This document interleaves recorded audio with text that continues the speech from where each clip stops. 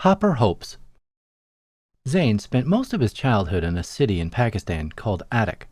He left his home in 2014 to get a degree in business from National University of Science and Technology in Islamabad. It had now been 3 years since he had graduated from university, and due to his untiring efforts, he had been successful in making a good career in graphic design. He learned many things about life in the last 7 years, but Zane was a consistent searcher by heart, curious about new questions of life every day. There was one question in particular that had been bothering him for quite some time. He tried various methods to try to find the answer to it, but had never been able to find a satisfactory one. The question that bugged him was, does he thrive in people's company or in solitude? He was in the company of his friends and family most of the time. He lived in an apartment with a roommate who was his friend since the university days. Other friends in the city visited him every day. Every 2 weeks, he visited his family for the weekend, so there was no lack of social interactions in his life. He felt that he had to seek solitude to see the contrasting effects of having company and being alone. For this purpose, he chose to leave his urban setting and head for the mountains. The mountains had always fascinated Zane. He had experienced the raw beauty of Pakistan's mountainous north in the past with his friends. The northern side of the country is home to segments from 3 of the world's mightiest mountain ranges, the Himalayan, the Hindu Kush, and Karakoram ranges. Zane's memories of the silence he felt in the high valleys pulled him back towards them. He decided that the quiet in the mountains will serve as the perfect setting for him to find the answer to the question that was bothering him. 1 week after he made this decision, he had landed at an airport in Gilgit. Gilgit City is located in a broad valley where Gilgit River and Hunza River come together and is a major tourist destination, serving as a hub for trekking and mountaineering expeditions in the Karakoram mountain range. He took a cab to the city of Hunza, which was around an hour away from the airport. There, he rented a room to stay in, put his luggage down, and planned for the coming day. He decided to visit Hopper Valley the next day, where he planned to embark on the famous Hopper Glacier trek. He woke up early next morning and took a jeep ride into Hopper Valley. There were a handful of hotels there, and he chose one to stay in. He met with the locals to discuss the hiking plan. They told him that it takes the locals around 2 hours to cross the Hopper Glacier, climb the adjacent mountain, and reach a point where they could view the Barpu Glacier and the Golden Peak. But they told Zane that it could take an inexperienced visitor anywhere from 4 to 5 hours. The hardest and the most unique part of the trek was going to be crossing the nearly 2-kilometer wide Hopper Glacier. One of the locals agreed to guide him till the Golden Peak viewpoint, but he had to make the journey back alone. Zane felt like he was now prepared for the journey. Later at night, he went to a nearby tower that had been built for visitors to watch the glacier from above. It was so dark that he couldn't even make out where the glacier was. The only light that could be experienced there was the shining of the stars. The sky was so clear that he could see clusters of stars forming the Milky Way. He felt true solitude for the first time in the trip. He felt the weight of total silence. When he found that it would still take more than this to seek the answer to his question, he went back to the hotel and went to sleep. He had a long day of trekking ahead of him, and he needed to be well rested. He woke up at 6 a.m. the next morning, had tea and breakfast, and was ready to leave. The local that had agreed to guide him was already waiting for him at the starting point of the trek. After a short greeting, they were on their way. The first part of the trek was the steep descent to the Hopper Glacier. This wasn't very hard because gravity did most of the work for them. Within 10 minutes, they were in front of the glacier. Zane was realizing for the first time now how large and intimidating the glacier really was. The local had told him that Hopper Glacier was 28 kilometers long and was the second fastest moving glacier in the world. It moved 4 to 6 inches a day. Zane didn't even know that glaciers moved like this. Due to this movement, the locals had to carve new paths every few months. 1.8 kilometers had never felt as long for Zane as they did while crossing the glacier. The way was incredibly slippery and dangerous. One wrong step could mean falling through a deep crevice into the icy river below and freezing in a matter of seconds. He tried not to think about the worst possible scenarios and told himself to just be careful and very focused. One important thought that he could not shake off his head was the fact that he had to somehow make it back in time before dark.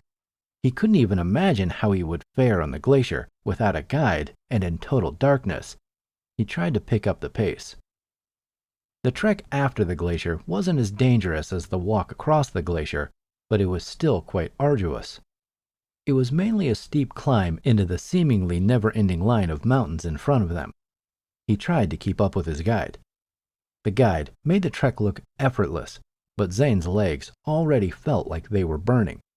He hadn't made it this far. He tried his best to not get demotivated and kept walking.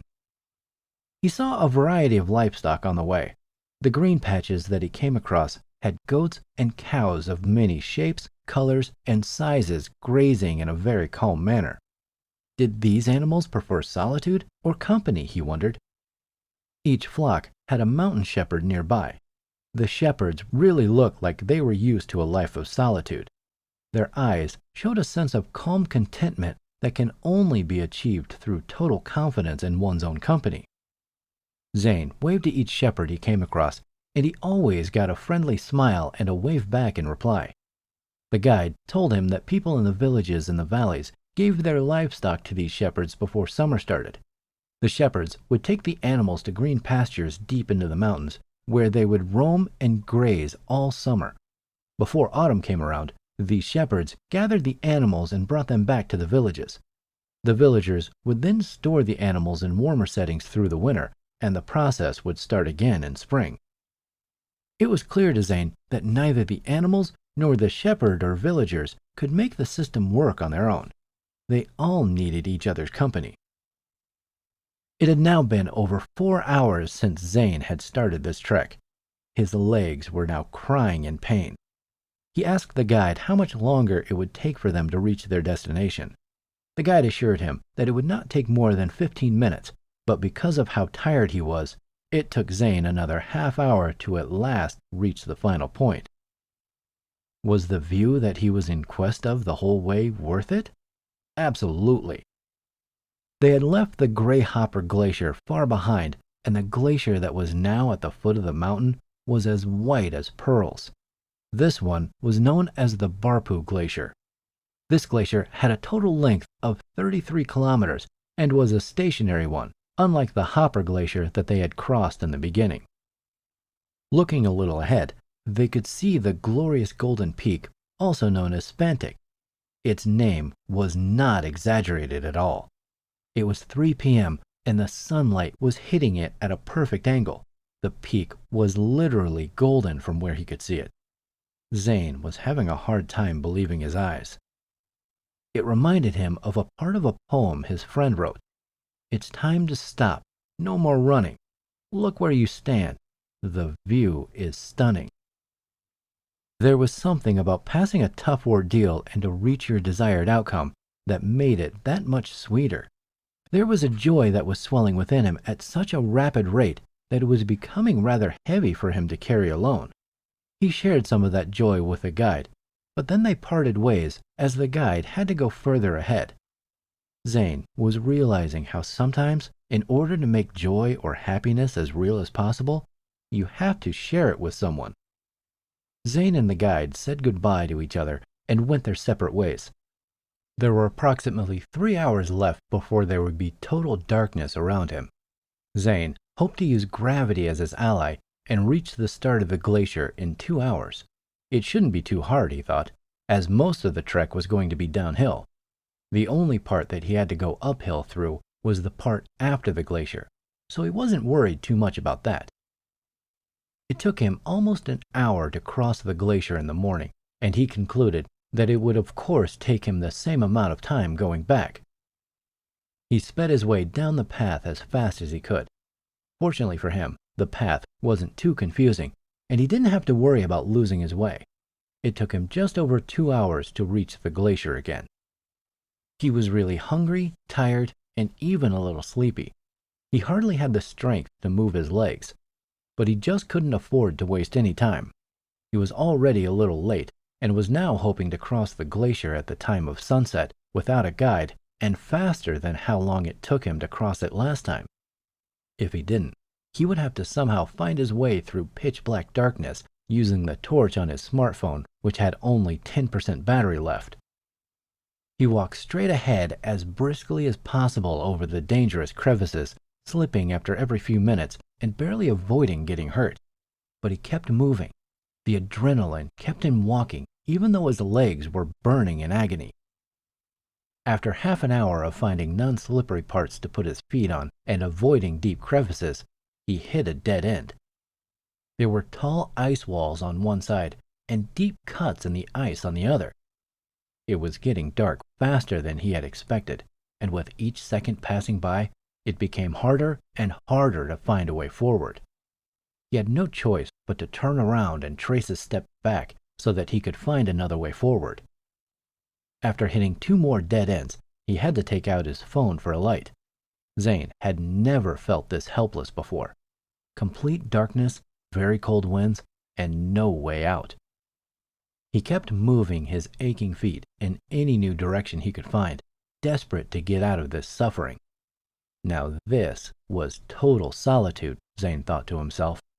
He wanted to laugh and cry at the same time. The loneliness he felt aided him, but he also felt a sort of relief in all the pains he was experiencing. The craving he had for truly knowing total solitude had disappeared for the first time in his life. He was very confused. Is solitude good or bad? Is being in the company of others good or bad? Can any of these two be called good or bad? Can one ever be preferred over the other? The answer to the last question was generally no, but at that moment he couldn't help but believe that the security of company has to be preferred over loneliness. Maybe that's why a handful of shepherds have to opt for solitude in the mountains so that the rest of the people in the villages get to stay with their families and friends. It would have been nice to have friends with him that day, Zane thought. The trek up to Barpu Glacier would have been more bearable. Sharing the ecstasy of watching the Golden Peak would have been a lot sweeter. And right now, passing this cruel glacier in this unforgiving night would have felt more manageable. It would have felt more possible. Despite all these thoughts, he was still feeling a deep, messed up pleasure in his seclusion. He looked up at the stars and asked the universe for a sign that will help him find both his answer and his way back. He closed his eyes for what he felt was a very long time, but in reality was probably a few seconds. When he opened them, he saw a light approaching from the distance. Fortunately for him, 2 old shepherds were crossing the glacier and saw the light from his phone. When they came close, Zane realized that they were at least 60 years old and spoke only in their native language. Zane didn't really have to say anything for them to realize he was lost. One of them just held his hand out to Zane and signaled him to get up and start moving. Zane accepted the help wholeheartedly and began to follow them immediately. Like guardian spirits of the glacier, they kept scouting the way ahead and then guiding Zane over ice walls and crevices, often pulling him forward by his arms. After 30 more minutes, they were finally out of the glacier and on soil. Zane thanked them and waved goodbye. The moment they left, he fell to the ground, trying hard to catch his breath and gain some feeling back in his legs. What a sign the universe had given him! Zane took his phone out of his pocket. It had only 2% battery left, and he had an unread message. It was a message from one of his friends. The friend told him that he and a bunch of other people were deciding to come to him for a week. He wanted to know where Zane would be in a day so that they could spend the rest of the trip together. Zane smiled one of the biggest smiles he had ever smiled. He finally had the answer to his question. Short Stories in English. Please subscribe, like, and comment.